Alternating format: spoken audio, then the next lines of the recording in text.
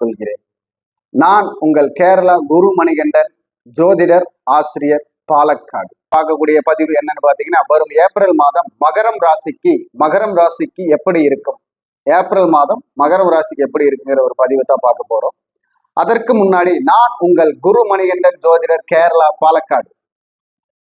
நாம பாத்தீங்கன்னா NLS அப்படிங்கிற ஒரு முறையில ஒரு ஜாதக கட்டத்தை 12 பாவகத்தை 6 நட்சத்திரமும் 6 லக்னமும் தான் ஆள்கிறது. அந்த சூட்சமத்தில் ஜாதகம் பார்த்து அந்த செயல்பாட்டுகளை செயல்படுத்தினால் ஒரு ஜாதகர் வெற்றி பெற முடியும், அந்த பலாபலன் வெற்றி தரும் அப்படின்னு ஒரு ஜாதகத்தை ஜெயிக்க வைக்க முடிகிற ஒரு அமைப்புல நம்ம ஜாதகம் பார்த்து பலன் சொல்றோம். அந்த பலன் உங்களுக்கு வெற்றியான ஒரு அமைப்பை எல்லாம் தரும். சரி, நாம இப்போ ஏப்ரல் மாதம் மகரம் ராசிக்குள்ள பதிவை பார்ப்போம். மகரம் ராசிக்கு இந்த மாதம் நாயகர்களாக வரக்கூடியவர்கள் யாருன்னு பார்த்தீங்கன்னா, செவ்வாய் பகவானும் சுக்கிர பகவானும் தான் மகர ராசிக்கு நாயகர்களாக வருகிறார்கள். இந்த நாயகர்களுடைய செயல்பாடு எந்தெந்த பாவகத்தில் இருந்து என்னென்ன விஷயத்தை செயல்படுத்தும் மகரம் ராசிக்கு அப்படின்னு பார்த்தீங்கன்னா, மகரம் ராசிக்கு 5க்குடைய சுக்கிர பகவான் 4ஆம் இடத்தில் இருக்கிறார்.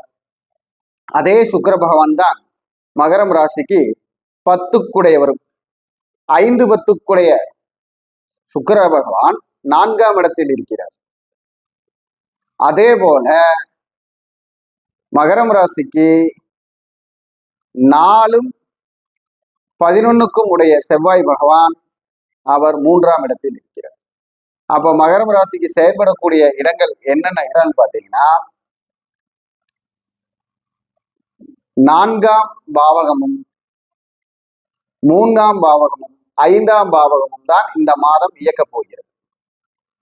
அவர்களுக்கு 12ஆம் பாவகத்துடைய சப்போர்ட் வரும். அப்போ 3ஆம் பாவங்கிற முயற்சி, தைரியம், வீரியம், தன்னம்பிக்கை அப்படிங்கிறது இந்த மாதம் இன்னும் வலுவாக போகிறது. இன்னும் அதிகப்படியான ஒரு தெம்பும் நல்ல ஒரு துணிச்சலும் வரப்போகிறது அப்படின்னு சொல்லலாம். அதே போல 4ஆம் பாவம்னு சொல்லக்கூடிய வண்டி, வாகனம், சுகம், வித்தை, ஒரு கூட்டமைப்பு, கூட்டம், சேவை மனப்பான்மை, தைரியம், அதற்குண்டான பக்குவம், இது எல்லாமே இந்த மாதம் உங்களுக்கு செயல்படும். அப்போ மகர ராசியில இருக்கக்கூடியவங்களுக்கு 4ஆம் பாவகத்துக்கு 12ஆம் பாவகம் சம்பந்தப்படுவதால், அது 3ஆம் அதிபதியுடைய செயல்பாட்டிலும் இருப்பதனால் உங்களுக்கு பார்த்தீங்கன்னா யோகங்கள் சொல்லக்கூடிய யோகம் என்னன்னு பார்த்தீங்கன்னா, எதிர்பாராத விதமாக நீங்கள் நினைத்த காரியங்கள் நடக்கக்கூடிய பாக்கியம், எதிர்பார்த்து தடையாக இருந்தது தானாக செயல்படக்கூடிய அமைப்பு, அதே போல உங்களை நம்பி இருந்தவர்களால் நீங்கள் ஏமாற்றப்பட்டிருந்த அமைப்பை கண்டுபிடித்து அவர்களை விட்டு விலகி வருதல், அதே போல் நீங்கள் செய்த நன்மைகள் உங்களுக்கு கை கொடுக்கும் காலமாக இருக்கும். உங்களுடைய கர்மா, பூர்வ புண்ணியம் செயல்படக்கூடிய மாதமாக இந்த ஏப்ரல் மாதம் உங்களுக்கு இருக்கும்.